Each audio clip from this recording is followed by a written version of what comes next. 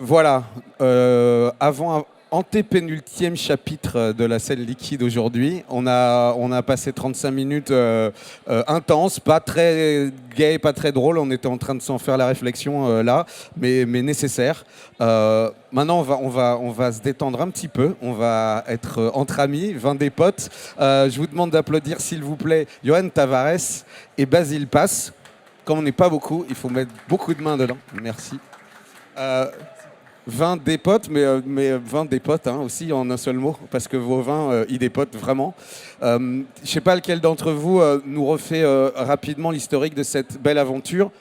Moi, je rappelle une chose, en 2019, prix Omnivore du négoce, c'était vous déjà, ça fait 4 ans, mais ça commence avant, le vin des potes. Ça commence quand? Je ne sais pas, Basile ou... Alors tu te le mets comme ça. Je me mets comme ça Tu et parles. après je peux parler. Bonjour, merci d'être là. Bonjour. Merci Peyo. Le vin des potes, ça a commencé en 2016 quand Johan travaillait dans un... Enfin, on est deux sommeliers, tous les deux. Et en 2016, on se rencontre du côté d'Arles. Johan travaille à la Chassagnette, qui est un joli établissement en Camargue. Et moi, je bossais dans un bar à vin qui s'appelait la Table du Caviste. Et à cette époque-là, Johan faisait des cuvées maison chez un vigneron où il assemblait plusieurs cuves pour faire 200 magnum pour l'épicerie de l'Étoilé. Ce qui était un travail de sommelier dans la cave et assez intéressant pour s'amuser dans sa passion du vin. Il m'a embarqué avec lui et on s'est beaucoup amusé. Donc on est reparti avec quelques bouteilles, on a tamponné ça à vin des potes et on l'a amené à tous nos copains. Donc l'idée au départ, c'était pas d'être là, c'était plus de faire un jeu entre nous. On avait un autre métier. Et on a créé un métier qui est celui d'aujourd'hui être des sommeliers qui se déplacent de cave en cave pour mettre en avant un terroir et un savoir-faire et faire des collaborations avec des vignerons. Donc aujourd'hui, le vin des potes, c'est une vingtaine de cuvées avec presque autant de vignerons. On peut le représenter un peu comme un label d'édition ou un label de musique. Et ça, vous pourrez le voir sur les bouteilles tout à l'heure. Mais l'idée, c'est vraiment de mettre en avant une personne qui va faire pousser la vigne. Nous, on n'en a pas. Donc on a une influence sur ce qui va être vinification, assemblage, choix des parcelles, type d'élevage, mais tout en essayant d'avoir un négoce libre, transparent, identitaire et vivant. Libre, transparent, identitaire, vivant. Ça fait un gros programme quand même. Ça demande du travail, des efforts, de la relation. C'est du long terme en fait à chaque fois avec les vignerons. C'est pas des one shot. Vous suivez. C'est des histoires longues. En fait, au début, on a démarré sans forcément y penser. Et aujourd'hui, on a envie que cette histoire continue avec ces vignerons. On a envie que les cuvées perdurent dans le temps. Alors évidemment, selon les millésimes, selon le climat, selon les aléas. Mais l'idée, c'est maintenant de garder un nom et un esprit du vin, quelque chose qu'on va retrouver dans le temps, quoi. On va retrouver au travers d'un nom commun et de cette histoire de collaboration entre ce vigneron et nous. Vous auriez pu faire j'ai envie de dire, simple négoce, c'est-à-dire aller chez ces vignerons, leur acheter leurs raisins et puis basta. Le fait de vouloir que ça soit vraiment un échange avec eux, de les associer pleinement avec leur nom sur la bouteille, etc. Enfin, c'était une évidence et c'était important. En fait, c'était notre histoire de sommelier auparavant qui nous a, donc sans vigne et sans famille dans le vin, mais avec cette grande passion déjà d'aller chez eux, de goûter, de faire ces assemblages-là, enfin d'aller un peu plus loin que le métier de sommelier dans la salle du resto, comme un peu les anciens sommeliers pouvaient faire avant et imaginer déjà comme des œnologues un peu dans les caves des cuvées spéciales. Et en fait, c'est de là que c'est venu et c'est comme ça que ça a démarré. Donc sans vigne, mais avec des vins de terroir de ces vignerons qu'on aime beaucoup et qui nous proposaient finalement de partager ça avec eux, quoi. Donc on a trouvé ça vraiment, vraiment super. Et puis après, ça a démarré avec une cuvée. Effectivement, comme disait Basile, aujourd'hui il y en a 20. Ça a été petit à petit, les choses ont grandi. Tu le dis, hein, il y a une tradition de l'assemblage, du négoce aussi, ça fait partie du vin, c'est très ancien, et puis tout d'un coup, ça s'est teinté d'une petite mauvaise réputation. Il y a depuis quelques années, même si ça rechange dans l'autre sens, on a l'impression que le négoce, c'est pas bien, c'est sale, c'est mal. Comment vous vivez ça? Le négoce, ça peut effectivement être sale, mais pas l'idée de négoce, la manière dont c'est fait derrière. C'est-à-dire que si les gens, effectivement, utilisent que des raisins qui sont pétés de chimie, avec plein d'intrants œnologiques et tout ça, à mon sens, tu vas faire quelque chose qui n'est pas... Enfin, en tout cas, qui n'est pas dans l'éthique que moi j'aime dans le vin. Nous, on le vit pas mal parce qu'au final, on a trouvé notre place. C'est-à-dire qu'aujourd'hui, mettre le nom des vignerons sur les bouteilles, pour nous, c'est même pas une question. C'est juste la manière dont on respire le vin. Et sans vigneron, tu n'aurais pas de raisin et il n'y aurait pas de vin. Donc, fin de l'histoire. Tu vois, ça ne veut pas dire que ceux qui font du négoce le font mal, hein, du tout. Parce qu'aujourd'hui, tu as des très jolis négociants qui bossent hyper bien, des vignerons qui le font aussi. Je pense à un des premiers négoces que je connais, c'est celui de Julien Altabert qui s'appelle Sextant, qui est basé en Bourgogne, qui a été fait sous l'influence de Dominique de Rhin. Il le fait depuis plus d'une dizaine d'années maintenant. Je n'ai pas la date en tête, mais la manière dont travaille Julien, c'est des choix de parcelles et c'est des partenariats avec des gens qui font pousser du raisin, mais qui ne l'exploitent pas derrière. Parce qu'il y a aussi cette partie-là qui existe aujourd'hui. Hein. C'est que tu as des paysans qui font pousser de la vigne pour faire des raisins et puis pour pouvoir le vendre derrière. C'est leur manière de faire. Ils ne sont pas vignerons parce que c'est un choix. Ça existe dans l'histoire du vin depuis longtemps et puis ça ne nous choque pas sur plein d'autres choses. Après tout, les brasseurs ne font pas forcément pousser du houblon et quand on fait des confitures, on n'est pas forcément agriculteur avec des arbres fruitiers. Donc ça paraît pas forcément fou et comme tu le dis, à la fin, c'est est-ce qu'on le fait bien, est-ce qu'on le fait mal. C'est pas tant l'idée du négoce qui est bonne ou mauvaise. Ce qui était important pour nous, et je reviens sur ce qu'il disait un petit peu, mais je voulais insister dessus, c'est vraiment le vin de l'idée de terroir, l'idée d'identité du vin, et donc du coup pour ça mettre le nom du vigneron dessus, et éventuellement avoir une appellation si on peut, mais au moins une IGP, un vin de pays, enfin quelque chose pour avoir vraiment une identité et un vin de terroir. C'est vraiment quelque chose qui est important pour nous.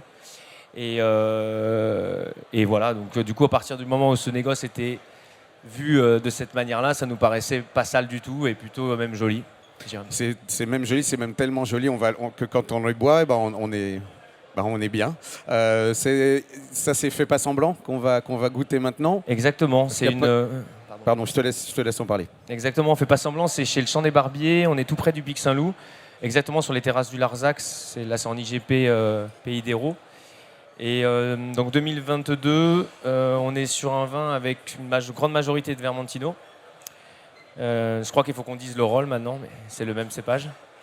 Et ensuite, on a un petit peu de chardonnay, de vionnier et de Duny blanc. Donc c'est du pressurage direct. C'est des vins c'est des vignes et des terroirs qui sont vinifiés séparément. Et ensuite, justement, nous, on arrive en général au mois de janvier dans le domaine. On fait notre assemblage à l'aveugle. Ce qui deviendra ensuite la cuvée que vous avez là, que vous pouvez déguster en bouteille aujourd'hui. Fais pas semblant, c'est un des premiers ou je me trompe? C'est un des premiers, ouais, avec les poètes, ce qu'on fait aussi chez lui. C'est pour ça qu'il y en a plusieurs d'ailleurs chez ce vigneron. Effectivement, je faisais déjà des assemblages auparavant chez lui et c'est un des premiers qui existe depuis au moins, voire le premier depuis 6 millésimes au moins. Okay, 6 millésimes. Il y a le nom du vigneron dessus et il y a donc aussi le nom du vin. Fais pas semblant, à chaque fois les noms c'est des noms que vous allez un peu chercher parce que fais pas semblant, c'est fais pas sans blanc. Tu voulais être titreur chez Libération et t'as pas pu être engagé? Pas tout à fait, mais on a toujours aimé cette idée de faire les choses sérieusement, mais pas se prendre au sérieux.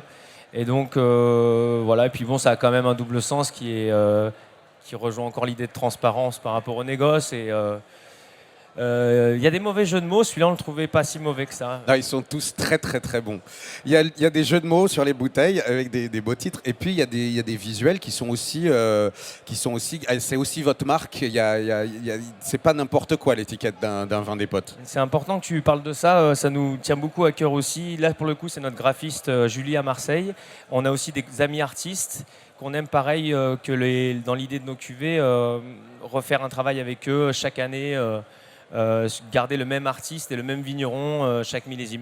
Donc c'est quelque chose qu'on aime aussi mettre leur travail en avant et d'ailleurs on retrouve maintenant toujours aussi le nom de l'artiste sur l'étiquette, sur le côté. C'est quelque chose d'important aussi pour nous. Ça a commencé donc dans le sud-ouest de la France, mais maintenant vous allez un peu partout et pas uniquement en France. Vous faites des collabs, il y en a eu en Grèce, il y en a eu ailleurs.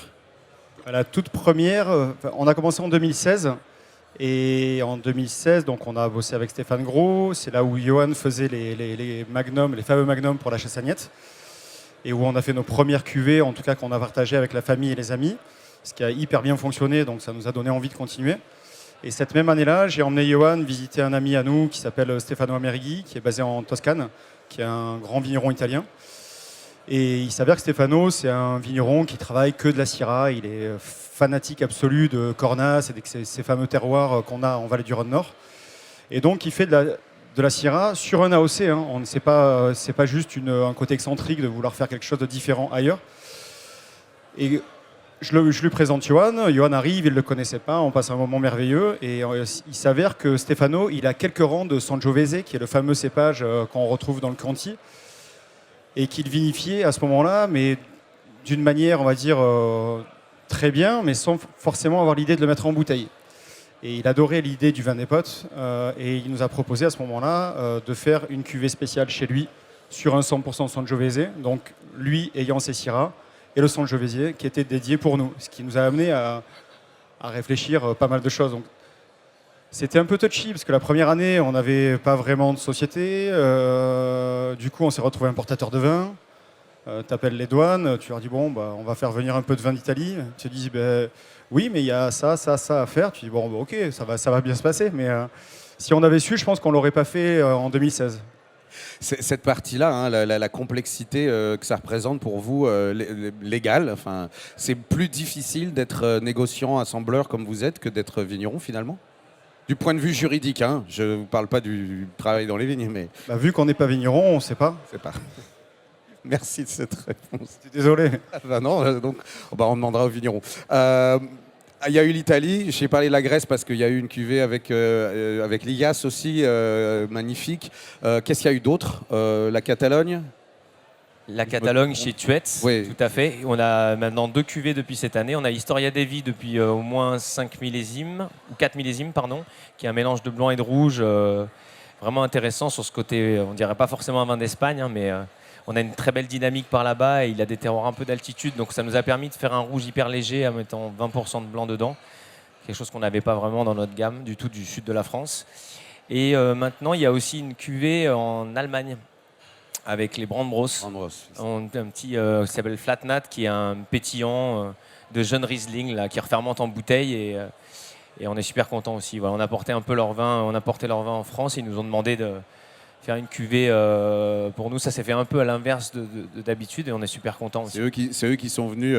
Voilà, ça a commencé par de l'importation et après il y a eu la cuvée commune, quoi. Malgré, enfin, on est donc sur plusieurs territoires, sur plusieurs pays. On pourrait se dire que du coup, ça part dans tous les sens, qu'il y a tellement de... Et c'est vrai qu'il y a une diversité dans vos vins, mais il y a aussi une identité qu'on retrouve, un esprit, un goût même. C'est volontaire, vous voulez, ou c'est juste parce que c'est comme ça que vous êtes ? Je pense que c'est parce que c'est comme ça qu'on est. L'idée, c'est vraiment d'aller sur des vins, des vignerons qui nous plaisent, des vins qui nous plaisent. Je pense qu'on peut retrouver, je parlais de l'idée de terroir tout à l'heure, on aime beaucoup l'identité, donc comme on aime bien aussi les dégustes à l'aveugle, essayer de retrouver un vin même en s'amusant, de savoir d'où ça vient, donc on aime bien ce côté identitaire. Et après, évidemment, on aime boire, donc la buvabilité, la fraîcheur, à mon avis, c'est aussi un dénominateur commun. En tout cas, c'est ce qu'on aime, nous, dans les vins. Il y a un autre point qui est important, c'est que vos vins, ils sont accessibles. Enfin, je veux dire que pour la qualité qu'on a et pour le travail que ça représente, vous êtes dans une gamme de prix qui est accessible à tous. C'est aussi une volonté de rester, je vais pas dire grand public, c'est pas ça, mais accessible. Je dirais oui, forcément. Enfin, en tout cas, c'est agréable d'entendre ça. C'est vrai qu'aujourd'hui, nos vins chez les cavistes vont être entre 11 et 20-25 euros. Après, on a des cornas qui sont un petit peu plus chers, mais c'est des terroirs particuliers. Le vin, ça doit être une liberté, ça doit être accessible. Mais l'idée, c'est qu'on essaie d'être dans un prix qui est juste aussi par rapport au vin qui est dedans. Et si ça peut être plus accessible, c'est bien. Donc après, ça nous a aussi poussé à vouloir... à devoir démultiplier, à faire un petit peu plus de volume, parce que pour faire ça, il fallait qu'on ait un salaire aussi. Donc, si c'est accessible, c'est bien. C'est une bonne, c'est un super point, je trouve. La question des volumes, c'est pas forcément évident. Enfin, déjà, quand on est vigneron, évidemment, on est tributaire de ce que la vigne va donner. Mais là, à vous, les vignerons, il faut aussi qu'ils en gardent pour eux. Enfin, comment ça se passe? Comment vous gérez les volumes? Est-ce que vous arrivez à les augmenter facilement? Alors, on arrive à les augmenter parce que déjà, il y a des nouveaux vignerons chaque année.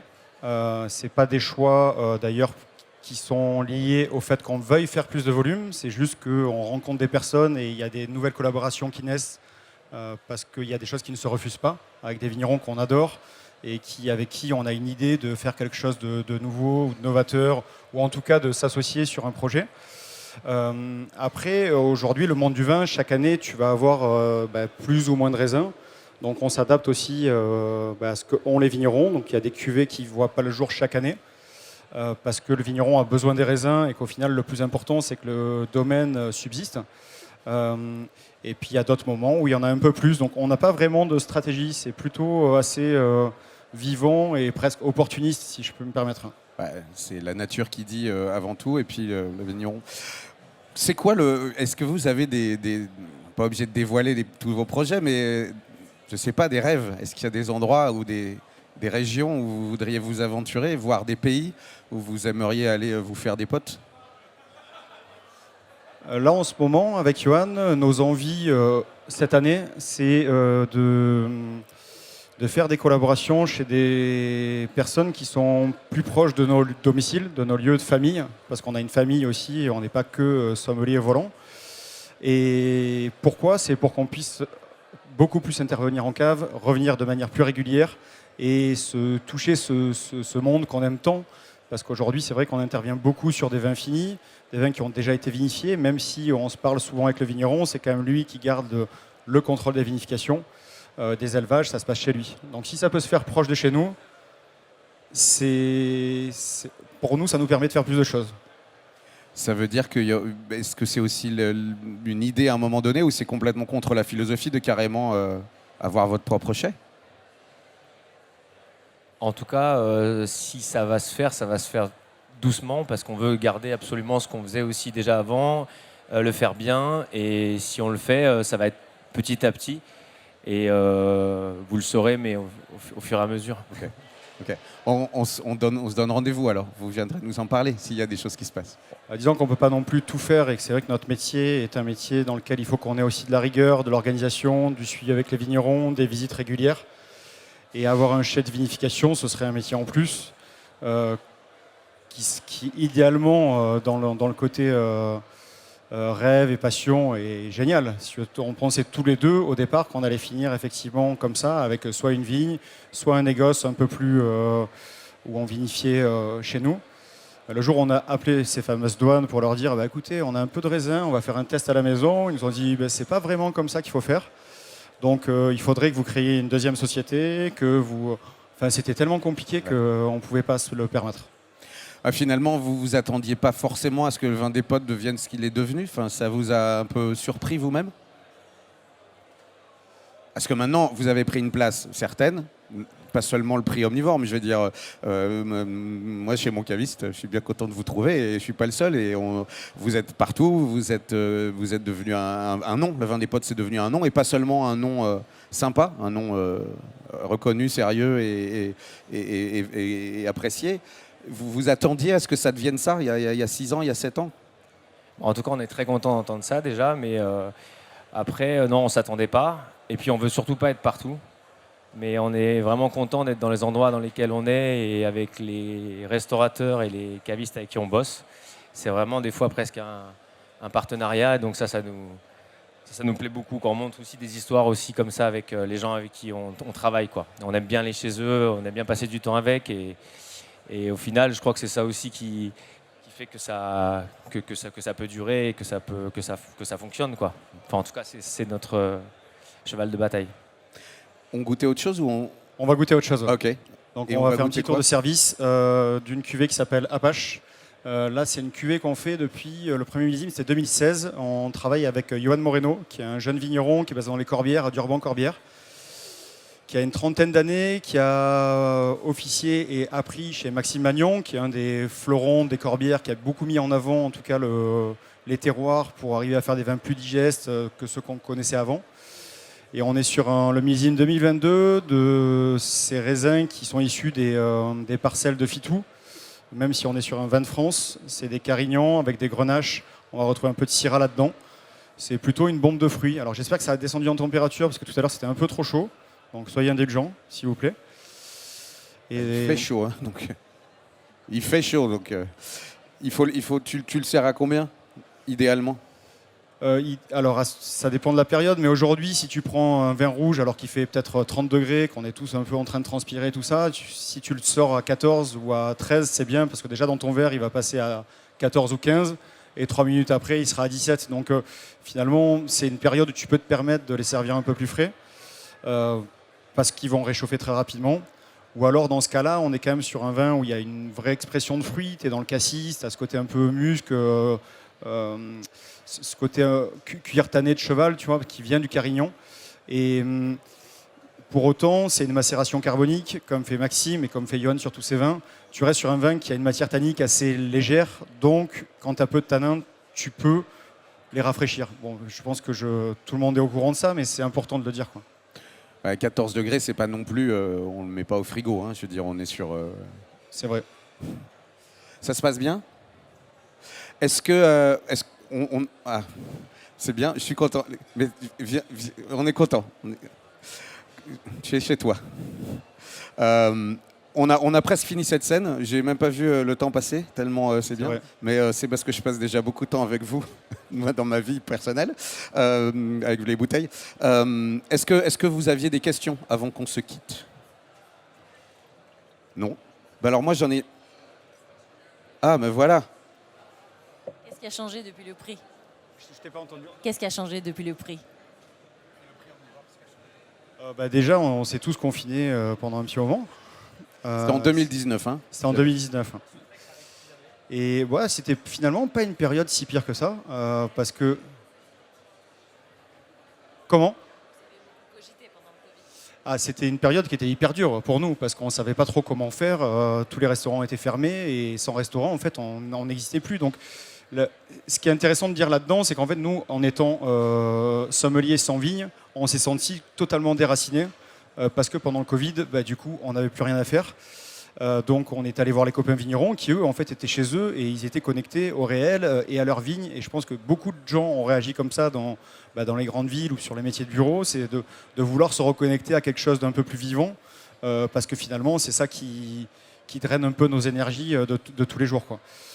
Après, il y a plein de choses qui ont changé, mais on reste toujours dans cette même idée de faire des vins vivants, qui restent du vin, mais qui ont une liberté, en tout cas d'esprit, des vins qui sont identitaires, qui vont vous plaire ou pas vous plaire, mais ça, c'est normal. Et comment? Honnête? Ouais. On travaille avec des vignerons extraordinaires et on a de la chance de les avoir, qui nous soutiennent et qui nous laissent faire ça chez eux. Donc ça, c'est quand même le point le plus important de ce qu'on fait aujourd'hui, c'est que c'est de l'humain. Et à côté de ça, on travaille avec une clientèle professionnelle, de restaurateurs, de sommeliers, de chefs, de cavistes. Et là aussi, en fait, aujourd'hui, c'est extraordinaire, parce qu'il y a quand même... vous êtes les ambassadeurs de ces vins-là et de plein d'autres vins et de la manière de communiquer, en tout cas, la passion et l'énergie qu'on a là-dedans. Et nous, ça nous plaît énormément. Dès qu'on est dans une cuisine avec Johan et un chef, c'est là où on prend du plaisir. C'est le deuxième rêve, c'est de continuer à manger dans les cuisines des chefs. Bon alors, c'était un plaisir de vous avoir. On vous retrouvera et dans les cuisines et dans les caves. Vous viendrez nous raconter la suite très vite. Je vous demande d'applaudir, s'il vous plaît, Basile Passe, Johan Tavares, le vin des potes, qui porte bien son nom. Merci d'avoir été là, les amis. À très très vite. On est dans 10 minutes avec Frédéric Revol pour déguster le whisky du domaine des Hautes Glaces, qui est une chose fantastique. Et après lui, il y aura Didier Van Hembroek pour finir la journée et on boira des cocktails. Alors, Didier qui vient d'Anvers, venez, il vous parlera de Skeleton aussi. À tout à l'heure.